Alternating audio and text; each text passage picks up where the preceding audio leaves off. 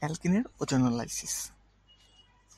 Alkyne, ক্ষুদ্রতম alkyne দিয়ে যেহেতু আমরা মেকানিজম এখানে বুঝতে যাচ্ছি, তো সেক্ষেত্রে ক্ষুদ্রতম অ্যালকিন বা অ্যালকিনের ক্ষুদ্রতম সদস্য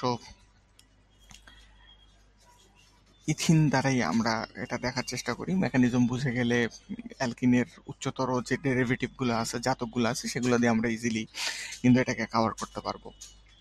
তো ওজনের সাথে অ্যালকিনের বিক্রিয়া যখন হবে CCl4 এর সাথে,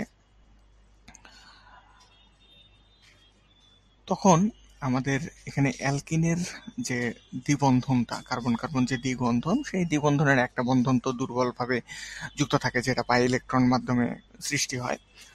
তো এই পাই ইলেকট্রনের যে বন্ধনটা, পাই বন্ধন, এই পাই বন্ধনটা কিন্তু অ্যালকিন থেকে ভেঙে যায় এবং ভেঙে গিয়ে সেখানে সিঙ্গেল বন্ড তৈরি করে। তো স্বাভাবিকভাবে কার্বনের কি একটা হাত ফাঁকা হয়ে যায়, সেখানে এই ওজনের অণুটা ঢুকে যায়। অর্থাৎ ওজনের আমরা যদি গাঠনিক সংকেত দেখি, তাহলে এটা আমরা বুঝতে পারবো যে ওজন একটা ত্রিভুজের মতন, তিন মাথায় তিনটা অক্সিজেন থাকে, প্রত্যেকের দুইটা করে যোজনী ফিল আপ থাকে অক্সিজেনের।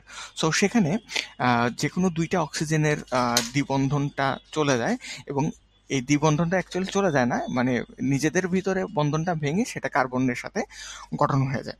কিন্তু এটা কিন্তু অস্থায়ী একটা যৌগে পরিণত হয়। এটাকে অস্থায়ী যৌগটাকে বলা হয় মোলোজোনয়েড, মোলোজোইড সেভাবে বলা যেতে পারে। এবং পরবর্তীতে এটা ভেঙে এই একটা যে সিঙ্গেল কার্বন থাকে, সেই সিঙ্গেল কার্বনটা অপর সাইডে চলে যায়। অর্থাৎ অক্সিজেন কিন্তু একসাথে এতগুলো তড়িৎ ঋণাত্মক মৌল কাছাকাছি না থেকে এটা তার দিকটা চেঞ্জ করে নেয়। ঠিক আছে, মোলোজোনয়েড এই যৌগটা খুবই অস্থায়ী হয়।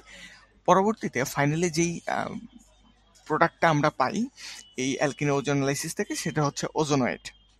ঠিক আছে, এটাই মোটামুটি স্টেবল।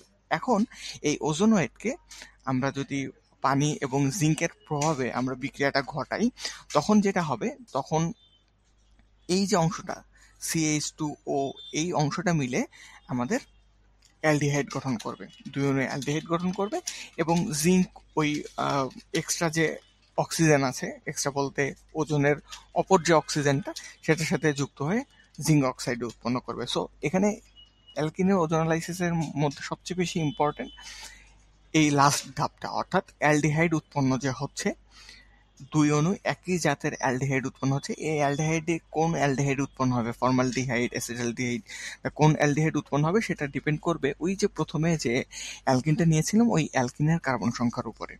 সো এটা সিম্পল খুবই, যে প্রথমত ওজোনোলাইসিসে কার্বন কার্বন দ্বিবন্ধন ভেঙে যাবে, ভেঙে দিয়ে সিঙ্গেল বন্ড তৈরি হবে, এবং ওজনেরও একটা অক্সিজেন অক্সিজেন বন্ধন ভেঙে কার্বন অক্সিজেন বন্ধন দুইটা তৈরি হবে। কিন্তু সেটা অস্থায়ী যৌগ, কারণ এতগুলো অক্সিজেন পরমাণু একই পার্শ্বে অবস্থান করতে পারে না, কারণ তাদের হচ্ছে তড়িৎ ঋণাত্মকতার জন্য, এবং তারা পরবর্তীতে শিফট করে এবং এই শিফটের সময়টা খুবই দ্রুত হয়। এই কারণে মাঝখানে একটা অস্থায়ী যৌগ উৎপন্ন হয়, যেটাকে আমরা মোলোজোনয়েড বলতেছি, ওজোনাইড বলতেছি। এবং ফাইনালি যে প্রোডাক্টটা উৎপন্ন হয় সেটা হচ্ছে ওজোনয়েড। এবং ওজোনয়েডকে যখন আমরা পানির সাহায্যে বিক্রিয়া ঘটাবো জিঙ্কের উপস্থিতিতে, তখন সেখান থেকে অ্যালডিহাইড উৎপন্ন হবে।